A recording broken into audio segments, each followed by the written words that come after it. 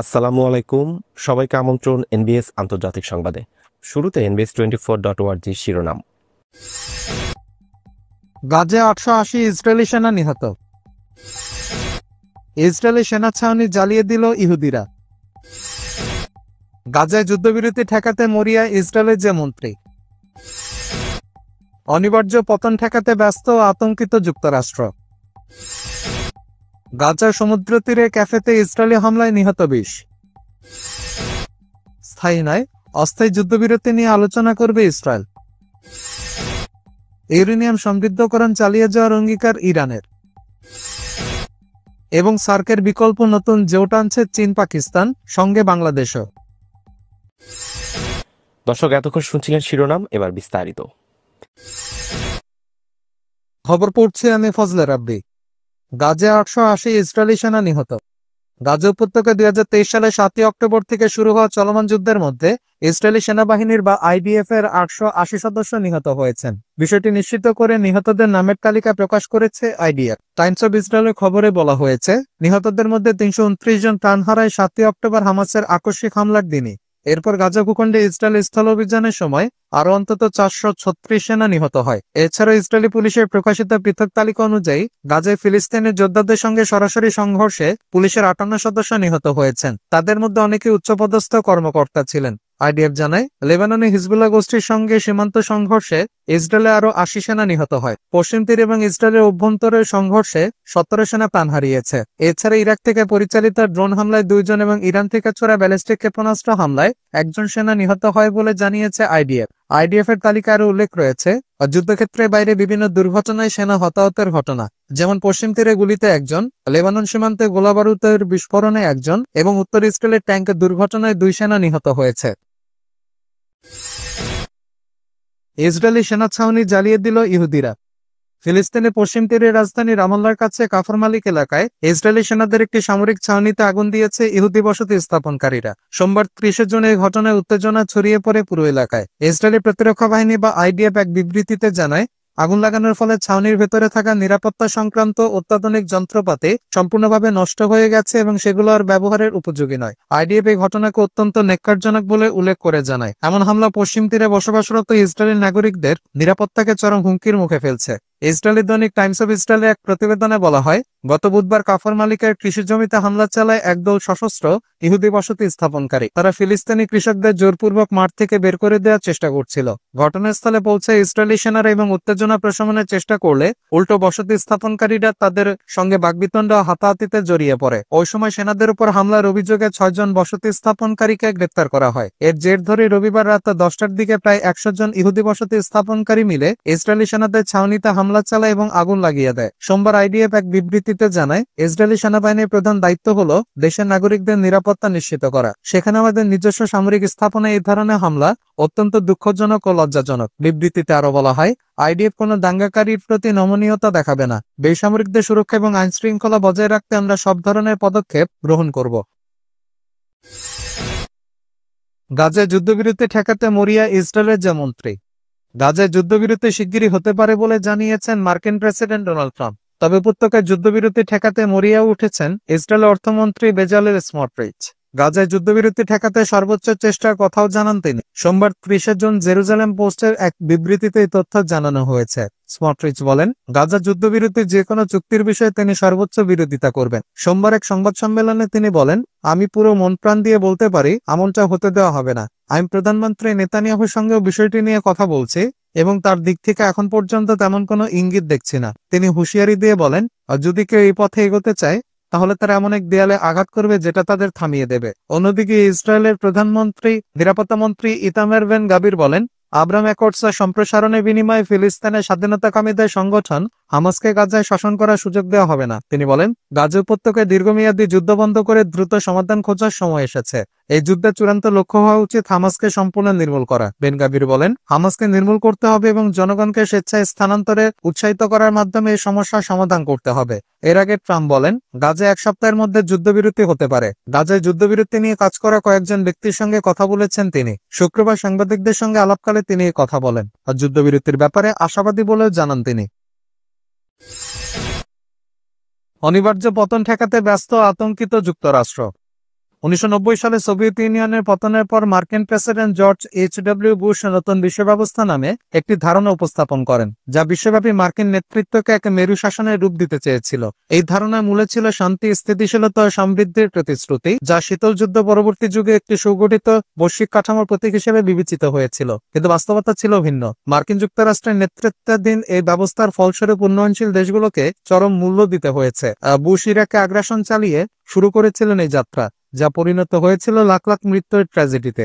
গণতন্ত্র উন্নয়নের অজুহাতে হস্তক্ষেপ Iraq, Afghanistan, Ukraine, Chechnya, Georgia থেকে শুরু করে লিবিয়া, সোমালিয়া পর্যন্ত ছড়িয়ে পড়ে। বিশ্লেষকরা বলছেন, নতুন বিশ্ব ব্যবস্থা সবচেয়ে লক্ষণীয় বৈপরীত্য হল মার্কিন যুক্তরাষ্ট্র একের পর এক তাদের পুরনো মিত্রদের বিরুদ্ধে অবস্থান নিয়েছে। ইরান, ইরাক যুদ্ধ, আফগানিস্তান ও কসোভোতে হস্তক্ষেপ, সব ক্ষেত্রেই তাদের নীতি ছিল দ্বিমুখী এবং স্ববিরোধী। বুশ ও বারাক ওবামা এবং জো বাইডেন একই কণ্ঠে শান্তির বার্তা দিলেও তাদের শাসনামলে মার্কিন সামরিক হস্তক্ষেপে দেশগুলো আরো অস্থিতিশীল হয়ে উঠেছে। ডোনাল্ড ট্রাম্প এই ধারা থেকে বিচ্যুতি ঘটাতে চেয়েছিলেন বলে দাবি করলেও তার নীতিগত ব্যর্থতা এবং আগ্রাসী অবস্থান বিশ্বে নতুন নতুন সংঘাতের জন্ম দিয়েছে। ট্রাম্পের প্রশাসন 1 বছরের মধ্যেই মধ্যপ্রাচ্যের 5টি দেশে বোমাবর্ষণ করে, যা অঞ্চলে তীব্র অস্থিরতা তৈরি করে। আব্রাহাম চুক্তি নামে পরিচিত মধ্যপ্রাচ্যে শান্তি উদ্যোগ ফিলিস্তিনকে উপেক্ষা করে তার এক ঐতিহাসিক কূটনৈতিক বিচ্যুতি ঘটায়, যার পরিণতিতে আছে গাজায় মানবিক বিপর্যয় চলমান। বিশ্বজুড়ে মার্কিন হস্তক্ষেপ এবং কৌশলগত বিপর্যয়ের প্রতিফলন কেবল মধ্যপ্রাচ্যে সীমাবদ্ধ নয়। রাশিয়া ইউক্রেন যুদ্ধের প্রেক্ষিতে ইউরোপীয় দেশগুলো মার্কিন নেতৃত্বের প্রতি গভীর ক্ষোভ প্রকাশ করছে। 2025 সালে ফেব্রুয়ারিতে মিউনিকে নিরাপত্তা সম্মেলনে মার্কিন ভাইস প্রেসিডেন্ট জেডি ভেন্সের মন্তব্য সেই উত্তেজনার বহিঃপ্রকাশ, যা ওয়াশিংটনে ইউরোপের সম্পর্ককে নতুন সংকটে ঠেলে দেয়। এছাড়া ইউরোপের প্রতি মার্কিন অবজ্ঞা, নেটো থেকে বেরিয়ে যাওয়ার হুমকি এবং আমেরিকার চরম আত্মকেন্দ্রিক দৃষ্টিভঙ্গি ইউরোপকে অপমানিত করেছে। পশ্চিমা নেতৃত্বের মধ্যে এই টানাপোড়েন একদিকে ইসরায়েলকে যুদ্ধে সমর্থন এবং অন্যদিকে ট্রাম্পের তোষামত করে যুক্তরাষ্ট্রকে প্রভাব বিস্তারের সুযোগ করে দিয়েছে। গাজার সমুদ্র তীরের ক্যাফেতে ইসরায়েলি হামলায় নিহত 20। গাজার পশ্চিমাঞ্চলীয় সমুদ্র সৈকতে একটি জনপ্রিয় ক্যাফেতে ইসরায়েলের বিমান হামলায় অন্তত 20 জন নিহত হয়েছে বলে জানিয়েছেন চিকিৎসা কর্মী ও প্রত্যক্ষদর্শীরা। অধিকার কর্মী, সাংবাদিক ও স্থানীয় মানুষজন ক্যাফেটিতে যাওয়া আসা করে। গাজার হামাস পরিচালিত নাগরিক সুরক্ষা দপ্তরের মুখপাত্র সোমবার বিবিসিকে বলেন, আলবাকা ক্যাফেটেরিয়া থেকে উদ্ধারকর্মীরা 20টি লাশ এবং আরো বেশ কয়েকজন আহতকে সরিয়ে নিয়ে গেছে। সমুদ্র তীরে তাঁবু খাটিয়ে ওই ক্যাফে চালানো হয়ে আসছিল। বিস্ফোরণে মাটিতে বড় গর্ত হয়েছে এবং সেখানে উদ্ধারকর্মীরা আটকে পড়া মানুষদের উদ্ধারের চেষ্টা চালাচ্ছেন বলেও জানান তিনি। স্থানীয় একটি প্রোডাকশন কোম্পানির ক্যামেরাম্যান আজিজাল আফিফি বিবিসিকে বলেন, আমি ঘটনাস্থলে দৌড়ে গেছি। আমার সহকর্মীরা সেখানে ছিল। তাদের সঙ্গে আমি প্রতিদিনই দেখা করি। সেখানকার দৃশ্য ছিল ভয়াবহ। চারদিকে ছড়িয়ে ছিল লাশ, রক্ত আর মানুষজন চিৎকার করছিল। সোশ্যাল মিডিয়ায় পোস্ট করা ভিডিওতে ইসরায়েলের যুদ্ধবিমান থেকে ছোড়া ক্ষেপণাস্ত্র এলাকাটিতে আঘাত আনতে দেখা গেছে। হামলার পরের ভিডিও ফুটেজে দেখা যায় মাটিতে মৃতদেহ ছড়িয়ে ছিটিয়ে আছে। সাংবাদিক, অধিকার কর্মী ও দূরবর্তী কাজ যারা করেন তাদের কাছে গাজার ভূমধ্যসাগরীয় উপকূলে অবস্থিত এই ক্যাফে খুবই সুপরিচিত। ক্যাফেটিতে ইন্টারনেট ছিল, বসে থাকা এবং কাজ করার সুবিধাও ছিল। ক্যাফেতে হামলার বিষয়ে ইসরায়েলি সেনাবাহিনী তাৎক্ষণিক কোনো মন্তব্য করেনি। এই হামলার আগে গাজার বিভিন্ন স্থানে রাতভর বিমান হামলা চালিয়েছিল ইসরায়েল। প্রত্যক্ষদর্শীরা জানান, এর ফলে শত শত ফিলিস্তিনি পরিবার বাড়ি ছেড়ে সরে যেতে বাধ্য হয়েছেন। স্থায়ী নয়, অস্থায়ী যুদ্ধবিরতি নিয়ে আলোচনা করবে ইসরায়েল। গাজায় দখলদার ইসরায়েলের সামরিক অভিযানের ভবিষ্যৎ নিয়ে 29 জুন রাতে বিশেষ আলোচনায় বসবে ইসরায়েলি সরকার ও তাদের সেনাবাহিনী। সংবাদ মাধ্যম ইসরায়েল হায়াম জানিয়েছে, এতে নিরাপত্তা নেতা, সরকারের জোট নেতা ও কৌশলগত বিষয়ক মন্ত্রী রন ডারমার অস্থায়ী যুদ্ধবিরতি নিয়ে আলোচনা করবেন। সংবাদ মাধ্যমটি বলেছে, ইসরায়েলি সেনাপ্রধান ইয়াল জামি সামরিক অভিযান নিয়ে জানাবেন। এতে গাজার কতটুকু অংশে ইসরায়েলি সেনা ও কতটুকু অংশে হামাসের নিয়ন্ত্রণ আছে সে ব্যাপারে অবহিত করতে পারেন তিনি। বৈঠকে তিনি বলতে পারেন, গাজায় সেনাদের অভিযান প্রায় শেষ হয়েছে, তবে ইসরায়েলি সরকারের কিছু সদস্য এই প্রতিবেদনের বিরুদ্ধে অবস্থান নিতে পারেন। তারা বলতে পারেন, গাজায় হামাস এখনো পরাজিত হয়নি, তাই সামরিক অভিযান অব্যাহত রাখবে। বৈঠকে যুক্তরাষ্ট্রের প্রেসিডেন্ট ডোনাল্ড ট্রাম্পের বিশেষ প্রতিনিধি স্টিভ উইটকফের প্রস্তাবিত চুক্তি নিয়ে আলোচনা হবে। এই প্রস্তাবে বলা আছে, হামাস ও ইসরায়েলের মধ্যে অস্থায়ী যুদ্ধবিরতি হবে, কিন্তু ইসরায়েল চাইলেও আবারও গাজায় হামলা শুরু করতে পারে, যা হামাস আগেই প্রত্যাখ্যান করেছে। ইউরেনিয়াম সমৃদ্ধকরণ চালিয়ে যাওয়ার অঙ্গীকার ইরানের। জাতিসংঘে ইরানের রাষ্ট্রদূত আমির সাইদ ইরাবানি বলেছেন, ইউরেনিয়াম সমৃদ্ধকরণ ইরানের অপরিহার্য অধিকার এবং তারা এই কার্যক্রম কখনোই বন্ধ করবে না। সিবিএস নিউজের ফেস দ্য নেশন অনুষ্ঠানে ইরাবানি বলেন, আর যতক্ষণ নির্ধারিত সীমার মধ্যে থাকবে ততক্ষণ পরমাণু অস্ত্র বিস্তার রোধ চুক্তি বা এনপিটি স্বাক্ষরকারী দেশ হিসেবে ইরান শান্তিপূর্ণ পারমাণবিক প্রযুক্তি উৎপাদন করতে পারে, যার মধ্যে ইউরেনিয়াম সমৃদ্ধকরণও রয়েছে। তিনি বলেন, তাই সমৃদ্ধকরণ আমাদের অধিকার, একটি অপরিহার্য অধিকার, এবং আমরা এই অধিকার প্রয়োগ করতে চাই। আমি মনে করি সমৃদ্ধকরণ কখনোই বন্ধ হবে না। যুক্তরাষ্ট্র ইসরায়েলে বিমান হামলার আগে ইরান প্রায় 60% মাত্রায় ইউরেনিয়াম সমৃদ্ধ করছিল, যা আন্তর্জাতিক পারমাণবিক শক্তি সংস্থা বা আইএইএ ও তেহরানের পরমাণু কর্মসূচির সমালোচকদের মধ্যে উদ্বেগ সৃষ্টি করেছে। ইরান পারমাণবিক বোমা তৈরির কাছে পৌঁছে গেছে এমন অভিযোগ তুলে দেশটিতে হামলা চালায় ইসরায়েল। টানা 12 দিনে হামলার জবাব দেয় তেহরান। হামলা পাল্টা হামলার মধ্যে যুক্ত হয়ে ইরানের পারমাণবিক স্থাপনায় আঘাত করে যুক্তরাষ্ট্র।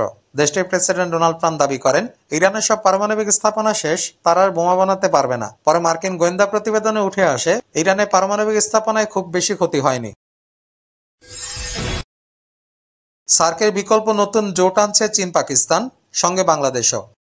দক্ষিণ এশিয়ায় নতুন একটি আঞ্চলিক জোট গঠনের পরিকল্পনায় একযোগে কাজ করছে চীন ও পাকিস্তান। ধারণা করা হচ্ছে দীর্ঘদিন অকার্যকর হয়ে পড়া দক্ষিণ এশীয় আঞ্চলিক সহযোগিতা সংস্থা বা সার্কের বিকল্প হয়ে উঠতে পারে এই উদ্যোগ। পাকিস্তানি দৈনিক এক্সপ্রেস ট্রিবিউনের প্রতিবেদনে বলা হয়েছে, এই উদ্যোগের অংশ হিসেবে বাংলাদেশও যুক্ত রয়েছে। জানা গেছে, সম্প্রতি চীনের কুনমিং শহরে চীন, পাকিস্তান ও বাংলাদেশের মধ্যে ত্রিপক্ষীয় এক বৈঠক অনুষ্ঠিত হয়। গত 19 জুনে এই বৈঠকের মূল লক্ষ্য ছিল দক্ষিণ এশিয়ায় বাণিজ্য, যোগাযোগ ও সহযোগিতা বাড়িয়ে আঞ্চলিক সংহতি জোরদার করার পাশাপাশি সার্কভুক্ত অন্যান্য দেশগুলোকে নতুন ওই জোটে অন্তর্ভুক্ত করার পথ তৈরি করা। কূটনৈতিক সূত্রগুলোর তথ্য অনুযায়ী ইসলামাবাদ ও বেইজিং ইতোমধ্যে এই পরিকল্পনা নিয়ে অনেক দূর এগিয়েছে। বিশেষজ্ঞদের ধারণা, ভারতকে আমন্ত্রণ জানানো হলেও তারা সাড়া পাবে না, কারণ ভারতের আঞ্চলিক কৌশলগত অবস্থান ও স্বার্থ ভিন্ন। তবে শ্রীলঙ্কা, মালদ্বীপ, আফগানিস্তান সহ আরো কয়েকটি দেশ নতুন এই উদ্যোগে যোগ দিতে পারে। প্রস্তাবিত এই জোটের মূল লক্ষ্য হবে আঞ্চলিক বাণিজ্য, সংযুক্ততা ও পারস্পরিক সহযোগিতা বৃদ্ধি। একসময় সার্ককে দক্ষিণ এশিয়ার ইউরোপীয় ইউনিয়ন বলা হলেও ভারত পাকিস্তান বৈরিতা ও রাজনৈতিক জটিলতায় 2014 সালের পর থেকে এটি কার্যত অচল হয়ে আছে। 2016 সালে ইসলামাবাদে অনুষ্ঠিত হওয়ার কথা থাকলেও ভারত বয়কট করায় সম্মেলনটি বাতিল হয়। তখন বাংলাদেশের পক্ষ থেকেও সমর্থন পাওয়া যায়নি। সর্বশেষ কাশ্মীরে পেহেলগামের হামলার ঘটনার পর ভারত পাকিস্তানি ব্যবসায়ীদের জন্য সার্কভুক্ত বিশেষ ভিসা সুবিধাও বাতিল করেছে, যা সংস্থাটির ভবিষ্যৎকে আরও অনিশ্চিত করেছে। দর্শক, এই ছিল এখনকার মতো। আমাদের পরবর্তী সংবাদ দেখার আমন্ত্রণ জানিয়ে বিদায় নিচ্ছি আমি শফিউল আলম আরাফ।